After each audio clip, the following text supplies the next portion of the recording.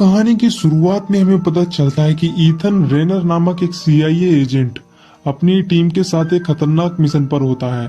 ये मिशन होता है एक खतरनाक हथियार ट्रैफिकर वोल्फ के लेफ्टिनेंट एल्विनो को पकड़ने का, ताकि उसके जरिए ये एल्विनो के बॉस वोल्फ को पकड़ सके। यहाँ एल्विनो आतंकवादियों के साथ होटल में एक खतरनाक बॉम्ब की डील करने के लिए आया होता है। होटल में ईथन की नजर एल्विनो पर जाती है। साथ ही ईथन एक और आदमी को होटल में देखता है जो और कोई नहीं बल्कि एल्विनो का बॉस था, पर ईथन को नहीं पता था कि वो एल्विनो का बॉस है। ऐसा इसीलिए क्योंकि सीआईए एजेंसी के पास ना तो वोल्फ की कोई फोटो थी और न ही उसके बारे में कोई और जानकारी। अगर पता था तो सिर्फ ये कि एल्विनो वोल्फ का लेफ्ट हैंड है, उसी के जरिए उस तक पहुंचा जा सकता है। खैर, यहाँ ईथन अपनी मिशन को निभाते हुए अपने गैजेट बैग को एल्विनो के बैग से टकराता है, जिससे ईथन की टीम को एल्विनो के बैग का स्कैनिंग डेटा मिल जाता है। मिशन के दौरान ईथन को बार बार खांसी हो रही थी। इसकी वजह ईथन नहीं जान पाता क्योंकि ये उसके साथ पहली बार हो रहा था। इतनी हालत उसकी पहली बार खराब हुई थी। खैर, दूसरी तरफ ईथन की एक एजेंट साथी को एल्विनो पहचान लेता है, जिसके बाद वो उसे मार डालता है। इधर ईथन की बेटी का आज बर्थडे था, इसीलिए उसकी बेटी जोई को उसे बार बार फोन आ रहा था। इसीलिए ईथन पे फोन वाले को अपनी घड़ी देकर अपनी बेटी से बात करने की कोशिश करता है। यह ईथन की टीम को स्कैनिंग डेटा एनालाइज करने के बाद पता चलता है कि उस बैग में एक बहुत ही खतरनाक बॉम्ब है। दूसरी तरफ एल्विनो अपने आदमी को बाहर भेजता है, जिसके बाद वो ईथन के साथियों पर गोली चलाने लगते हैं। पर ईथन इस सारी सिचुएशन को संभालते हुए एल्विनो के काफी आदमियों को मार देता है और एल्विनो का पीछा करते हुए उसकी टांग पर गोली चला देता है। साथ ही ईथन की आंखों के सामने अंधेरा छाने लगता है, जिस वजह से एल्विनो उस बैग को वहीं छोड़ देता है जिस बैग में वो बॉम्ब था और भागने में कामयाब हो जाता है। मीनवाइल ईथन के सामने ब्लैकआउट होता है और वो वहीं बेहोश हो जाता है। अगले सीन में हम ईथन को एक हॉस्पिटल में देख पाते हैं, जहां डॉक्टर ईथन को बताता है कि उसे ब्रेन कैंसर है और वो उसके लंग्स में फैल रहा है, जिस वजह से वो अब मुश्किल से 5 महीनों का मेहमान है। अब ईथन अपनी बची हुई जिंदगी को अपनी फैमिली के साथ बिताने के लिए पेरिस जाने का फैसला करता है, जहां उसकी फैमिली उससे अलग रहती है। जब ईथन पेरिस पहुंचता है तो वहां उसे खुद के अपार्टमेंट में एक फैमिली मिलती है, जो ईथन के अपार्टमेंट में गैरकानूनी तरीके से रह रही थी। ईथन इनकी शिकायत के लिए पुलिस के पास जाता है तो उसे पुलिस द्वारा पता चलता है कि पुलिस विंटर से पहले उन बेसहारा लोगों को वहां से नहीं निकाल सकती। ईथन के पास कोई रास्ता नहीं बचा, इसीलिए ईथन जूल को गन की नोक पर उसे अपार्टमेंट से बाहर निकलने के लिए कहता है। जूल मान भी जाता है, पर ईथन को जूल की प्रेग्नेंट बेटी के लिए बुरा लगता है। इसीलिए ईथन जूल से उसकी बेटी सूमिया की डिलीवरी तक उसे यहाँ रहने की इजाजत दे देता है, बशर्ते उनमें से कोई उसके पर्सनल रूम में नहीं आएगा जिसमें उसके हथियार हैं, और जूल वही करेगा जो ईथन कहेगा। इसके बाद हम बीवी को देख पाते हैं, जो खुद भी एक सीआईए एजेंट है और उसे ही वोल्फ को पकड़ने का मिशन मिला था, और तब से ही बीवी ईथन को फॉलो कर रही है, क्योंकि जाने या अनजाने में ईथन ने उस होटल में वोल्फ को देखा था, जैसा कि हम जानते हैं।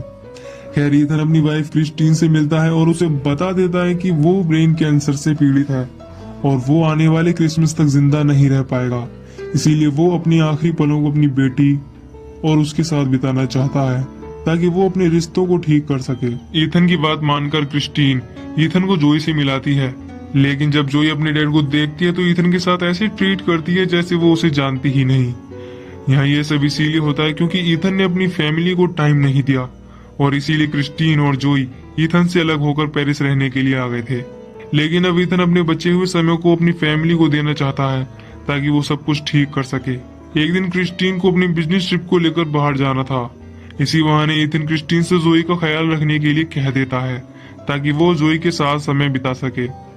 एक दिन ईथन मार्केट में कुछ खाने का सामान लेने के लिए जाता है, जहां उसे बीवी मिलती है, और ये वही औरत है जिसे सीआईए के डायरेक्टर्स ने वोल्फ को मारने का काम दिया था। यहाँ बीवी ईथन को बताती है कि उसका मिशन वोल्फ को मारने का है, लेकिन उसके लिए उसे ईथन की जरूरत होगी, क्योंकि उस दिन ईथन ने वोल्फ को देखा था और इस वक्त वोल्फ पेरिस में कहीं है। अगर ईथन वोल्फ को देखेगा तो वो उसे पहचान लेगा। लेकिन ईथन बीवी की मदद करने से साफ मना कर देता है। बीवी कहती है कि तुम अगर हमारी मदद करोगे तो मैं तुम्हें एक ऐसी एक्सपेरिमेंटल ड्रग दूंगी जो तुम्हारी लाइफ स्पैन को बढ़ा देगा। इस वजह से तुम अपनी फैमिली के साथ ज्यादा वक्त बिता पाओगे।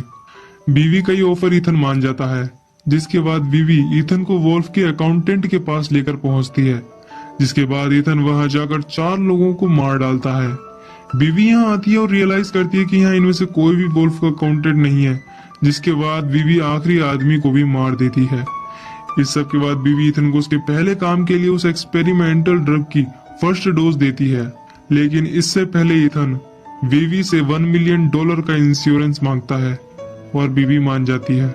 जब बीवी उस एक्सपेरिमेंटल ड्रग की फर्स्ट डोज ईथन को देती है तो ईथन को थोड़ी देर के लिए हेलुसिनेट होता है, लेकिन जल्द ही वो ठीक हो जाता है। ईथन जब घर आता है तो उसे हेलुसिनेशन होने लगता है और हार्ट बीट बढ़ जाती है। ईथन जल्द ही बीवी को कॉल लगाता है और हेलुसिनेशन के बारे में बताता है। यह सब उस एक्सपेरिमेंटल ड्रग के कारण हो रहा था, इसीलिए बीवी ईथन को वोडका लेने के लिए कहती है। ईथन ठीक से चल भी नहीं पा रहा था, लेकिन ईथन वोडका को ढूंढ लेता है और पीने लगता है, जिसके बाद ईथन नॉर्मल हो पाता है। अगले दिन जब जोई स्कूल के लिए निकलती है तो ईथन उसे साइकिल से जाने के लिए कहता है, पर जोई साइकिल से जाने के लिए मना करती है और चली जाती है। इसके तुरंत बाद यहाँ बीवी आ जाती है, जो ईथन को अपने साथ ड्राइव पर ले जाती है और बताती है कि अगर वोल्फ के अकाउंटेंट को ढूंढना है तो मीटेट यिल्माज नामक आदमी से पता करना होगा। बीवी के मुताबिक ईथन उस जगह को ढूंढ निकालता है जहाँ मीटेट यिल्माज था। ईथन मीटेट के ऑफिस में जाकर मीटेट के 2 गार्ड्स को मार देता है। जब मीटेट अपने ऑफिस में आता है तो वो देखता है कि उसके बॉडी गार्ड्स मरे हुए हैं। अगले सीन में हम मीटेट को ईथन के अपार्टमेंट में देख पाते हैं, जहां ईथन मीटेट को टॉर्चर करके उससे वोल्फ के अकाउंटेंट के बारे में पता करने की कोशिश करता है। लेकिन इतने में ईथन को जोई के स्कूल से प्रिंसिपल का कॉल आता है, जिसके बाद ईथन वहां पहुंचता है तो उसे पता चलता है कि जोई ने किसी को पंच मार दिया। यहाँ ईथन जोई से कहता है कि तुम्हारे हाथ में दर्द तो नहीं हो रहा? अगर हो रहा है तो अगली बार अपने अंगूठे को बाहर रखकर किसी को पंच मारना। ये सुनकर जोई को अच्छा नहीं लगता और वो चली जाती है, क्योंकि एक पिता कभी ये नहीं सिखाता, बल्कि उसे इस बात के लिए जोई को डांटना चाहिए था। खैर, इसके बाद ईथन वापस मीटेट को टॉर्चर करने वाला था, लेकिन तभी उसे जोई का फोन आता है और वो सॉरी कहती है, साथ ही हैंगआउट के लिए भी बुलाती है। यहाँ ईथन जोई से शाम को मिलने के लिए कहता है और फोन रखकर वापस मीटेट को टॉर्चर करके उसे वोल्फ के अकाउंटेंट के बारे में पूछता है। इसके बाद ईथन वहां जाता है जहां वोल्फ का अकाउंटेंट ठहरा होता है। ईथन वोल्फ के अकाउंटेंट ग्वीडो के होटल रूम के बाहर तक पहुंचता है कि इतने में जोई का फिर से फोन आता है, जहां जोई उसे कह दे कि तुम हैंगआउट के लिए लेट हो रहे हो। यहाँ ईथन अपनी बेटी के लिए अपने इस मिशन को यहीं ड्रॉप करता है और सीधा अपनी बेटी के पास पहुंचता है, जहां ये दोनों काफी अच्छा समय एक दूसरे के साथ बिताते हैं। जोई को भी अपने पिता के साथ समय बिताकर काफी अच्छा लगता है। अगले सीन में हम ईथन को एक सुपरमार्केट में देख पाते हैं, जहां कोई अनजान व्यक्ति ईथन पर एक शॉटगन से हमला कर देता है, पर ईथन ने एक बुलेट प्रूफ जैकेट पहन रखी थी, जिस वजह से उसे कुछ नहीं होता और ईथन उस अनजान आदमी को मार डालता है, जिसके पास से ईथन को उसकी फोटो मिलती है। इससे हम समझ पाते हैं कि किसी ने इस आदमी को ईथन की सुपारी दी थी। खैर, इसके बाद जब ईथन घर पहुंचता है तो उसे कहीं भी जोई नहीं दिखती। ईथन को जोई के लैपटॉप से पता चलता है कि जोई किसी टैटू गैलरी नाम की जगह पर गई है। ईथन वहां जाता है तो वहां उसे जोई का बैग मिलता है, जिसमें ईथन को एक कार्ड मिलता है जिसमें स्पाइडर लिखा था। ईथन को नहीं पता था कि ये स्पाइडर कार्ड क्या है, इसीलिए ईथन मीटेट के घर जा पहुंचता है। यहाँ ईथन मीटेट की बेटियों से स्पाइडर कार्ड के बारे में जानने की कोशिश करता है। मीटेट की बेटियां ईथन को बताती हैं कि ये एक पार्टी क्लब है। ईथन इसके बाद सीधा इस स्पाइडर नाम की जगह पहुंच जाता है, जहां उसे जोई दिखती है। कुछ देर बाद कुछ लड़के जोई को बाथरूम में ले जाकर उसके साथ बुरा बर्ताव करने लगते हैं, लेकिन इससे पहले कि कुछ बुरा होता, ईथन उन सभी आवारा लड़कों को बहुत बुरी तरीके से पीटता है और जोई को उनसे छुड़ाता है। जोई नशे में थी, इसीलिए ईथन जोई को संभालते हुए उसे यहाँ से निकाल कर ले जाता है। सुबह जब जोई को होश आता है तो ईथन उसे सब बता देता है कि लास्ट नाइट क्या हुआ। इसके बाद ईथन जोई पर गुस्सा करते हुए उसे साइकिल चलाने के लिए कहता है, लेकिन जोई साइकिल चलाने से साफ मना कर देती है। इसके बावजूद ईथन जोई से साइकिल चलाने के लिए फिर से कहता है। जोई को इस सबसे बहुत गुस्सा आता है, जिसके बाद जोई अपने डैड से कहती है कि मुझे साइकिल चलानी आती ही नहीं, क्योंकि मुझे सिखाने के लिए मेरा बाप मेरे पास नहीं था। इसके बाद जोई जाने लगती है। इसके बाद ईथन एक पिता का फर्ज निभाते हुए जोई को साइकिल सिखाता है, जिसके बाद जोई जल्द ही साइकिल सीख लेती है और काफी खुश होती है और कहती है कि डैड, आप पहले कहाँ थे? आप हमें छोड़कर क्यों गए? ईथन भी दिल का हाल बताते हुए कहता है कि जोई, मैं आना चाहता था लेकिन उस वक्त मुझे काफी मुश्किल हो रही थी। इन्हीं कुछ बातों के बीच हम बाप बेटी के रिश्तों को मजबूत होते हुए देख पाते हैं। अगले दिन ईथन की मुलाकात ह्यू से होती है जिसे जोई पसंद करती है। यहाँ जोई और ह्यू स्कूल के लिए निकल जाते हैं, जिसके बाद ईथन फुल प्लानिंग के साथ वोल्फ के अकाउंटेंट गुइडो को बड़ी चालाकी से किडनैप करके अपने अपार्टमेंट में ले आता है और उससे उसका ब्रीफ केस ले लेता है जिसमें वोल्फ और एल्विनो के अकाउंट्स और सभी गैरकानूनी लेन देन का सबूत था। ईथन ये ब्रीफ केस लेकर बीबी को दे देता है, जहां बीबी ईथन को बताती है कि जब एल्विनो बैंकरप्ट हो जाएगा तो वो वेल से बाहर निकलेगा और पेरिस वापस आकर वोल्फ से मिलेगा, जिसके बाद हम उसे मार डालेंगे। यहाँ बीबी ईथन को उस एक्सपेरिमेंटल ड्रग का दूसरा डोज देती है। यहाँ बीबी अपने बॉडीगार्ड का सूट निकलवाकर ईथन को देती है, जिसके बाद ईथन घर अपने अपार्टमेंट में पहुंचता है। ईथन देखता है कि जूल की बेटी सूमिया की डिलीवरी हो रही थी। सूमिया को एक लड़की होती है जिसे जूल ईथन के हाथों में देता है और कहता है कि हमने इस छोटी सी बच्ची को ईथन नाम दिया है, भले ही ये एक लड़की है। ईथन कहता है पर क्यों, लड़की को एक लड़की जैसा नाम देना ठीक नहीं। जूल कहता है कि आपने हमें अपने अपार्टमेंट में रहने दिया जबकि आप हम बेसहारा लोगों को निकाल सकते थे। इसके लिए मैं, मेरी पूरी फैमिली और ये छोटी सी बच्ची जिसने अभी अभी इस दुनिया में कदम रखा है, सभी आपके शुक्रगुजार हैं। लेकिन अब हमें जाना होगा क्योंकि हमने आपसे वादा किया था कि हम सूमिया की डिलीवरी के बाद यहाँ से चले जाएंगे। ईथन को जूल और उसकी बेटी जो भी जाने की हालत में नहीं थी उसके लिए ये सब ठीक नहीं लगता, इसीलिए जूल इन्हें यहीं रुकने के लिए कह देता है ताकि ये यहाँ रह सकें। इसके बाद ईथन अपने घर पहुंचता है, जहां ईथन और अपनी बेटी के कहने पर उसे डांस सिखाता है ताकि वो ह्यू के साथ डांस कर सके।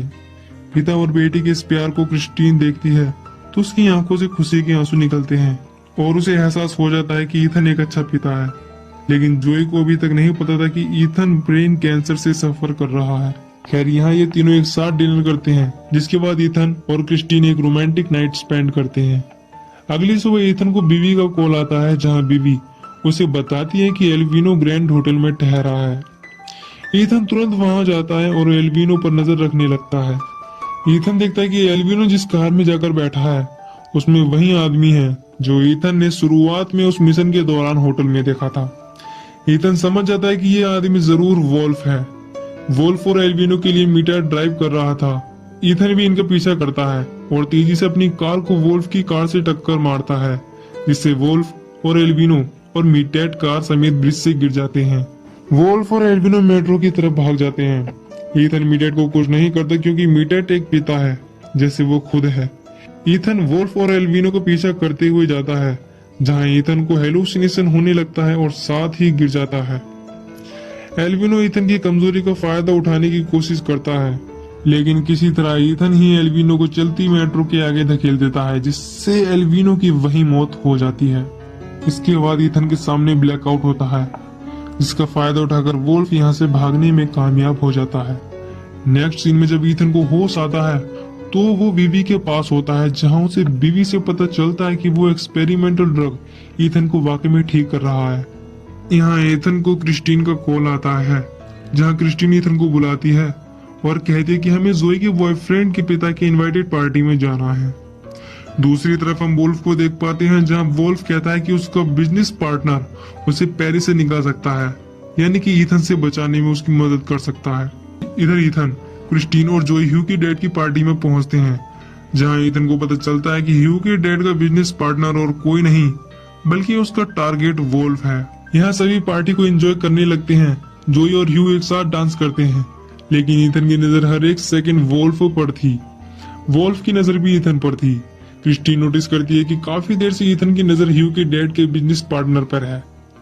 क्रिस्टीन इसकी वजह पूछती है तो ईथन उसे बताता है कि वो अपना काम कर रहा है। क्रिस्टीन को इस सबसे लगता है कि ईथन ने जोई और उसका इस्तेमाल किया है और कुछ नहीं। दूसरी तरफ ह्यू और जोई अलग टाइम स्पेंड करने के लिए इन सबसे अलग एक रूम में जाते हैं। इधर वोल्फ के कहने पर उसके सभी आदमी ईथन को मारने की कोशिश करते हैं पर नाकाम रहते हैं। वोल्फ यहाँ से भागने की कोशिश करता है पर ईथन एलिवेटर की वायर काट देता है, जिससे एलिवेटर तेजी से आकर नीचे गिरता है। दूसरी तरफ जोई और ह्यू रोमांटिक टाइम स्पेंड करने के बाद एक दूसरे को किस करते हैं। मीनवाइल वोल्फ रेंगता हुआ एलिवेटर से बाहर निकलता है, जहां ईथन उसे मारने के लिए तैयार था, लेकिन फिर से ऐन वक्त पर ईथन को हेलुसिनेशन होने लगता है, जिसके बाद वो बेहोश हो जाता है। जब उसे होश आता है तो वो देखता है कि बीवी उसके पास है और वो वोल्फ को मारने के लिए कह रही है। ईथन वोल्फ को मारने से मना करता है, क्योंकि अब से वो ये सब अपनी फैमिली के लिए छोड़ रहा है। तो ईथन वोल्फ को नहीं मारता, लेकिन बीवी वोल्फ को मारती है और उसकी कहानी का अंत करती है। इसी के साथ ईथन अपनी बेटी और वाइफ के साथ ओशियन के पास वाले घर में क्रिसमस की तैयारियां कर रहा होता है। यहाँ क्रिस्टीन जॉय को बताती है कि ईथन के पास ज्यादा वक्त नहीं है। इधर ईथन को क्रिसमस ट्री के पास एक बॉक्स दिखता है, जिसमें ईथन के लिए उस एक्सपेरिमेंटल ड्रग का फाइनल डोज था, जो ईथन को उसकी जिंदगी पूरी तरह से लौटाने वाला था। जब ईथन उस बॉक्स को खोलता है, हम बीवी को देख पाते हैं, जो उसे उसके घर के बाहर से देख रही थी और मुस्कुरा रही थी। इससे हम समझ पाते हैं कि ईथन और उसकी फैमिली खुशी खुशी अपनी लाइफ जीने वाले हैं। तो ये मूवी और ये कहानी यहीं पर खत्म होती है।